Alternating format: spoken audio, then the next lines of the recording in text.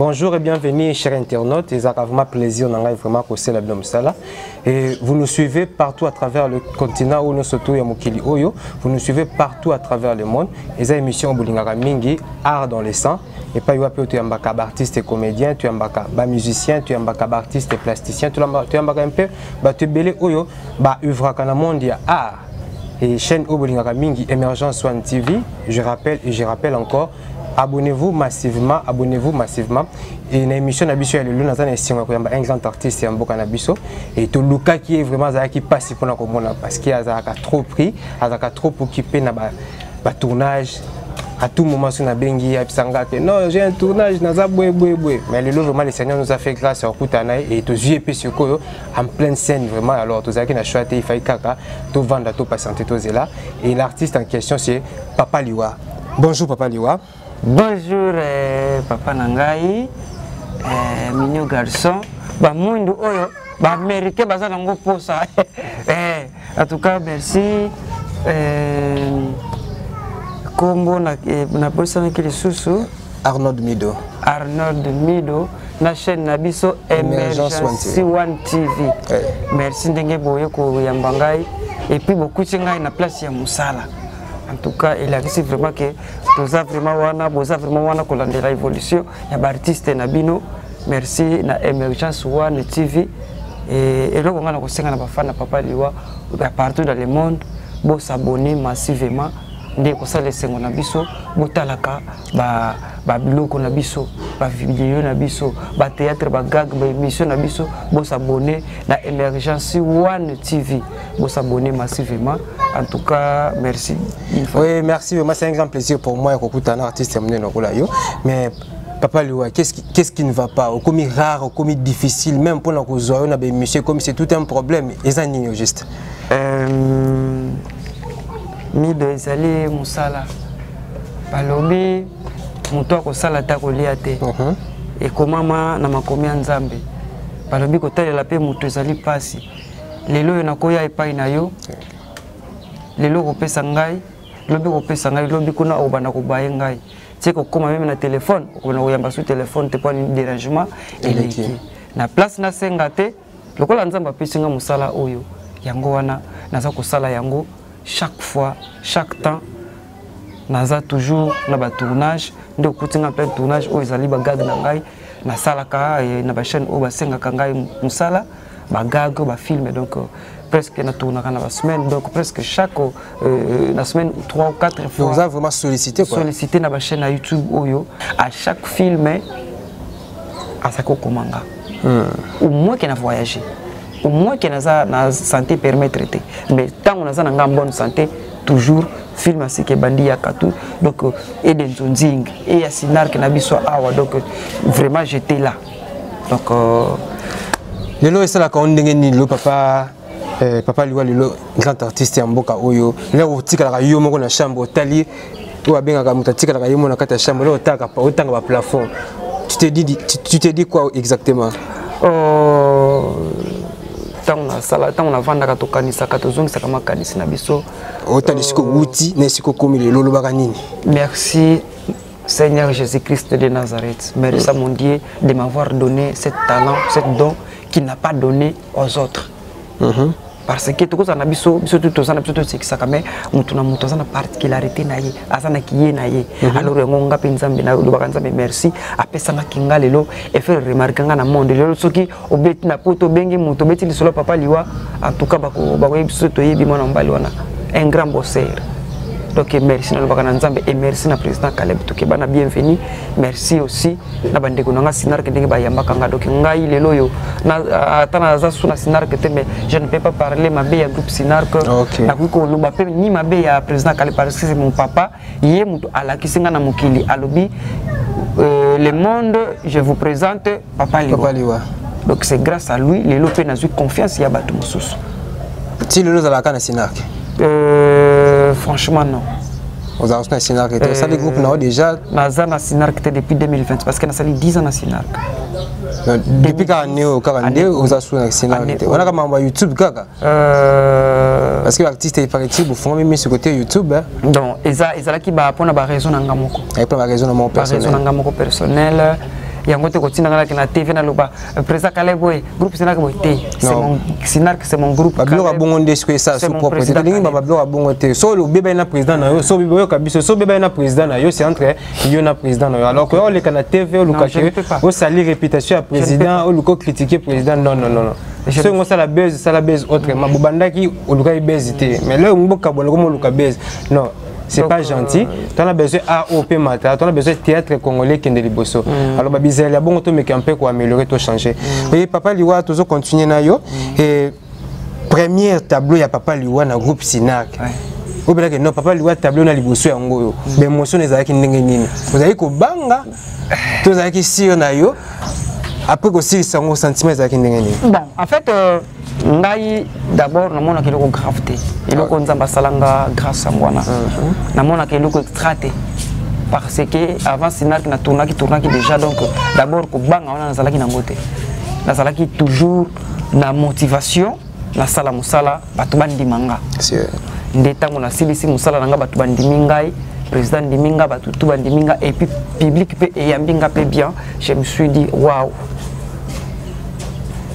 de na continuer qui nazaki ne sengo makasi parce que ceux qui nazaki na travail té et belé bazana Sinar ko wana a tourner na yé a jouer na yé mais a mona na té parce que succès et ça kelo comme makila muso travailler no danger mais wana makila lu pemba té boy pour comprendre que art bien taka okenaki ba Namibie okene ba Angola so ozarm ta art mongo zonga té ceux qui nous zonga c'est art té benda ba mi kilipe kuteya bami kilipe ya le soir comme ta théâtre bami kileya na beta et 2 semaines à Kiba na beta 2 semaines à Kiba mais vous se retrouvez na Kini batu baye ba uti États-Unis baye po bazwanga na bité na zonga nde na zonga donc bon le sous copa poté yé que non Papa Liwa ke va na mikile aux anneaux d'accord que non ti comme ça là kokende na kei pour un temps na zongi.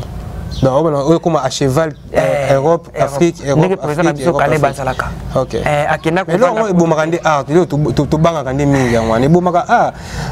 Bande qu'on a biso belé, baké poto, baké qu'on fait na poto. Bon félicitations d'abord na bande qu'on a lokola Hans Luzolo, Mike la Duchesse. Et surtout Hans Luzolo, vraiment Mike la Duchesse. Bazali, pam parce que baé que qui n'est pas sali bango. Oui. Kini muto sali bango toko tika pe kini bongo te yango mona ka bango des fois basa faut bazar toujours na mona poto et mona kini de mona poto et mona kini na encourage ka bango merci pe na président Kalbi ya kuye ku to fanda kana poto te musala ne za kana kini awa yango pe biso pe oyo to kei pe to zongi donc eza ngai poto lo banande le théâtre memeli Papa Liwa nini o le Papa Liwa ko bisa biso que non ceux qui na koma boye ceux qui loko bomoni boye za théâtre loko nditi nini théâtre fongoli nga ba porte belé théâtre koti singa bisika o peut-être sans art na ko kota te na ko meka kutu pété théâtre kutani singa na ba ministre théâtre kutani singa na ba député ya oya ba ya lelo te ba bimi lelo te ba député oyo ba député ya Kombo o pe bazana bala ba gouverneur na kutani na ba taminene grâce à musala oyo esali ke nazape na ndako pananga nazo tangisa pe baleki nanga bana nanga pe mibale nanga bazo tanga donc tu vis na métier nanga alors conseil nous peut ça ba responsable na ba parents ba que non théâtre les monde moko il y a distraction kuna au réussir vite difficilement ba empêcher ba na mbasa la théâtre eloko oyo mutu alobaka nanga yango na bato ba loba nanga paliwa po nini opona musala oyo ya musala moko ya noble bato oyo ndeti loko ba masananga je suis ministre de Belgique moto moko bien garçon moko bien bato moko basolaka bien ba trésor bakalos les jeunes entrepreneurs trésor bakalos ba jeune basolanga bien lokola bato lokola muta mbongo mikolo bimisi kota sko okutanisa tasko art ekutanisasko na muta mbongo makasi mfumo ba hero lokola papi le roi carte limitée formule ya suka bilanga ya hero papi le roi avandika boy Papa Liwa salabo izong ba Adele Umba femme forte femme capable on ne change pas l'équipe gagnée à Zaskoyo, na restaurant, bar, terrasse, night club, na kata Maroc, chez Temba. Aussi, ba Clara Wamba Bazawana. Papa Liwa, papa donc pour dire musala oyo et salinga ba bien pe ezo continuer pe eko continuer kaka ko salanga ba bien pe makambo ezo kende ka kandi kende pe kitoko boy musala oni muto salinga boy lelo la comme respecter ma casse na famille respecter na entourage nanga respecter na musala na considérer aussi dans la société parce que ceux qui par exemple qui pas ministre to pas honorable na ko na okina ki papa Liwa te na ko kende pe na ki ngai un bon tonton hein Babosa na hote. Babosa ba kana rata ka matono te. Rata hote. Voilà leki déjà papa le saga on dit pas donc un bon tonton la sola pe bien donc on se bola que musala oyo et salanga ba bien yango pe ngai pe na compte na ngape na zo fungola ba petit na ba prince Pompidou ba naria et na fungola ba mitema ba na fula bango na jogo na biso Afrique du Sud naria Joël Tonadio grand golé Joël Tonadio en Afrique du Sud grand golé et aux Ubongo ba brinette full miel mbata na Afrique du Sud ba brinette malula na kati ya États-Unis ba monseigneur Gilite Caperden bar. Merci vraiment papa et comprenez que nous avons papa Liwa na rappeler les sous papa Liwa indépendant artiste mo ya munene ya mboka na biso go mutasali fierté ya groupe Sinar partout et sika kendaki et na sengi vraiment bino bon continuer toujours kolanda émission puis bo s'abonner massivement sur Emergence TV bon mo na ba émission boye kaka awa danger awa c'est sans polémique awa to lukaka buzz mais ato lukaka ndeko ba vérité et surtout réalité et artiste. Ah oui. Oui, papa Nangaï, le balobi que copa théâtre baby, beaucoup mi ébélé. Peut-être que vous avez un peu que se retrouver. Vrai ou faux? Bon. Question kilo. Et ça, en fait, on va répondre en général. Et ça, même na kala batu bazaleka kebele. Et ça là qui est époque. Peut-être dans la série ba groupe ça là peut-être mais ce que to longo ti ba groupe fongo wana ba bazaka rebelle. Et ça et loko eza ko babi waze quoi président Félix waze quoi mko bonga lobaka et loko ko de la kamutu loko la raison ça. Raison ça l'était. Et la PCP montre la PCP mbote moi c'est dans le message. Et la PCP clips mon soso. Yeso ba animateur mbote wana masana ngai. La PCP mbote. Batu nyonso toko sana wenzete yoso teka matembele ngana teka matembele kuna teka matembele mais peut-être bon matembele ngo et keseni malé pesa kebele mais elambele pe keseni donc mutu na mutu ako retrouver na o yazo sala mutu batu bakoza penser belé na miso to ndeto tourner miso balemba ba wapi bazo tourner na bango mais eloko sala la différence qualité à travail excellence à musala yango sala ka différence.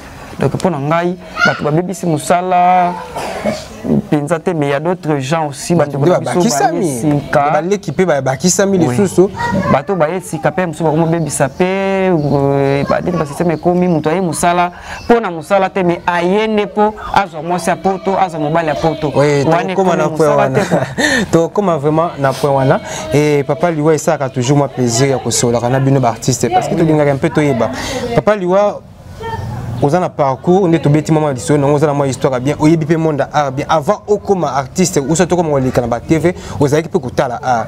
Mais s'il faut faire une analyse par rapport à théâtre et à Kala, la théâtre et à l'eau, différence c'est cause à la analyse d'une par rapport il y a appréciation à yo.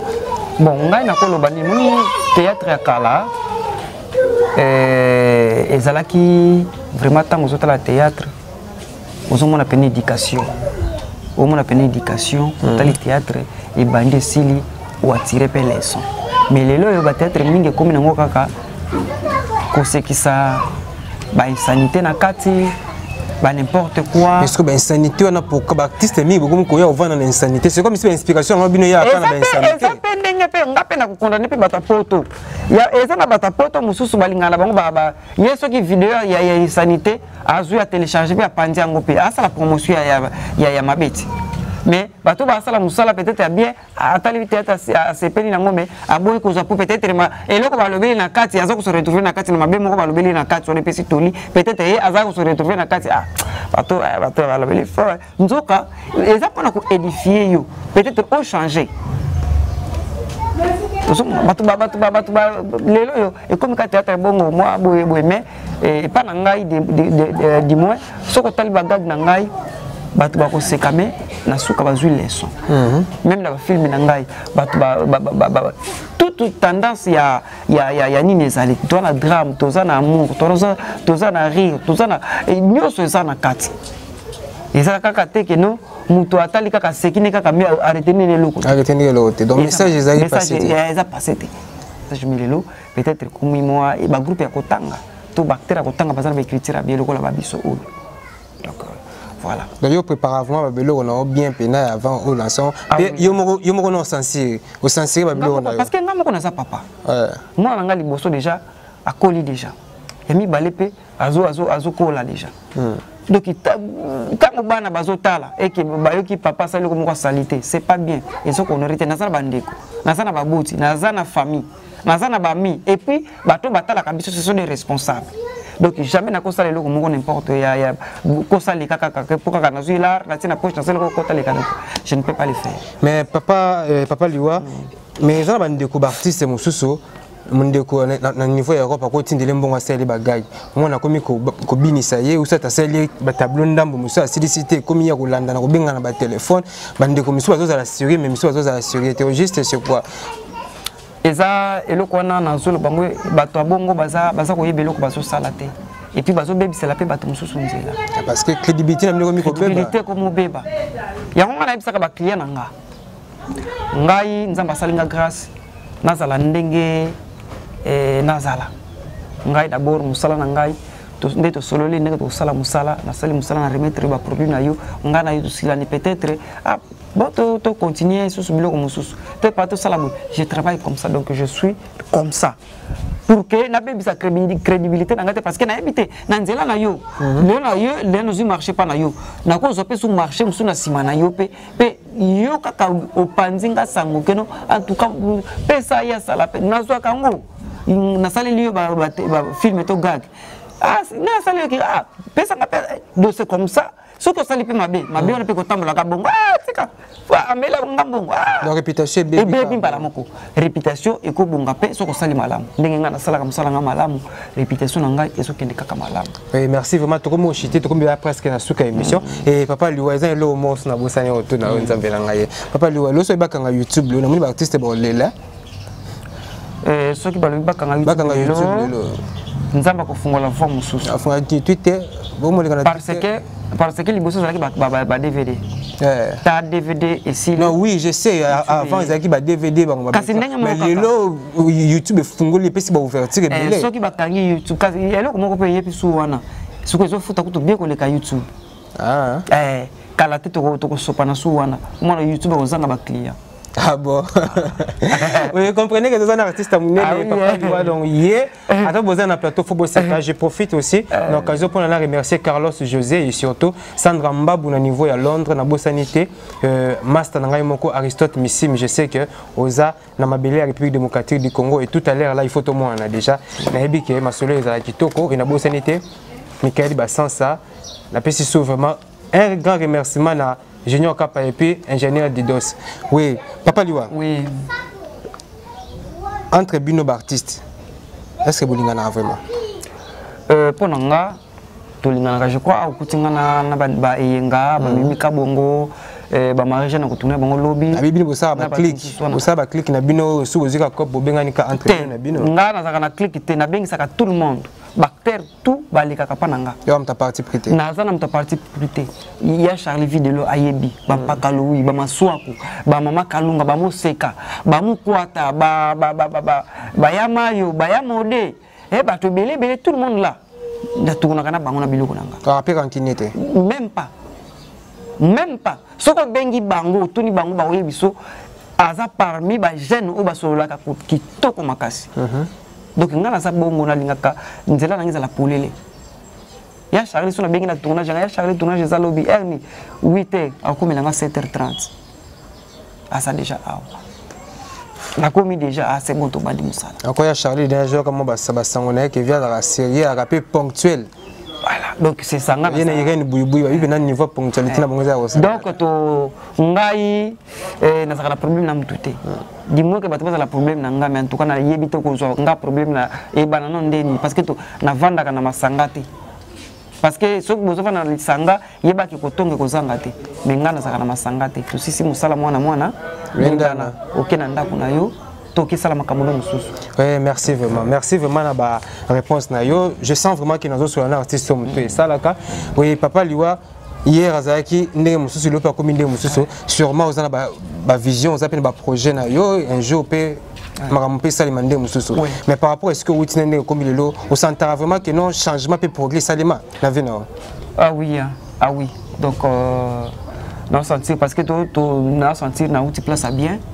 Na okende pe nzela pesa polele yo zaka na idole lo banda théâtre azanga ezaka ne ngade de ngadio se vient ngade de ngadio se vient na moto mo prêtre ave andere ga Londres na pesa ko petit na yo idole no yeyo vient ngade de ngadio so pena do ko pena do ki ba vie o Bolanda pena ba ligne ave est-ce que mena na kati na nga so koti kati na nga au moins ki phénomène sobe mélanger ngade de phénomène sobe ozu kati na ngai ozu papa na biso oyo mangobo na kati ozu kati na ngai ozu ba force ya art ya ba grand artiste wana na sangisa osangisa na kiboyi na kibongai ndeti mikolo ba pesa makambo papa talon mikolo na changer son idéologie papa talon na combo ya 2021 yango lata na 2021 et bandaki ya makambo et bandaki déjà somo na zo biso do kalaté ba tournage ozala au mona abima na changer accoutrement ezali mais ya sikeye lisusu donc et ça fait makambo nango na profiter pe na banda na pesa ba mbote oui c'est là to ko ma place wana et maintenant sikoyo pona ko banzonzing pona ba tournage ba ko contacter comment pour na bato nyonso baza na bachef solana bien je pense vraiment soana sans problème bato yo baza ko pesa nga musala na sayela bango baebi na solaka bien bato nyonso balingi papa Liwa akomela bango ba filmer ba gag na ba chaîne ba YouTube na bango parce que na moment auto zali muta ko sote va eza ba gag na ba filmer donc yango to sala ke ba abonné ba to ba kota ba to ba laquer ba to ba vie mata donc eza ba théâtre.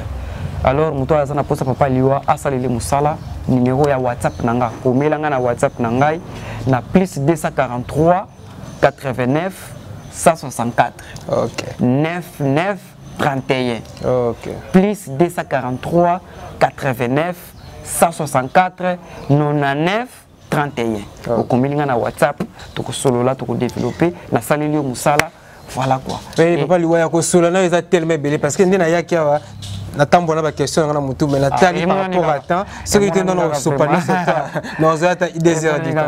Oui papa Liwa aux artistes aux vana ba artistes obi comment est-ce ba artiste bazalaka et c'est quand tu ba vandi ma bezanga kate malam pesanga kate ba tunyo surtout ba qualité tout comme ba défaut conseil ni ko pesa bande ko no ba artiste na ko pesa tolique to tambola ka bien to zalaka na botosi ya musala na biso parce que balobi musala tata nde mama ceux qui va payer responsabilité moko boye mema yango tina suka et ça va de comme ça faut changer pe na tournage au bengi sepe boye aye boye asupe de mbongo na yo mais aye pété au bengi pe boye mbako sur le téléphone te bo pesa ni pe programme aya tournage boye abeti masse aye pété pour réparateur à botou même bazako misindi ça sans le savoir parce que le bi on a posa na epesa so papa Liwa na posa kinga ni ate tika na yo po asola kana ye mabe balamoko ozo zinda ebele ba carrière na bango esili avant parce que batie orgueil liboso batie kibonga liboso ayambaka sous téléphone te bureau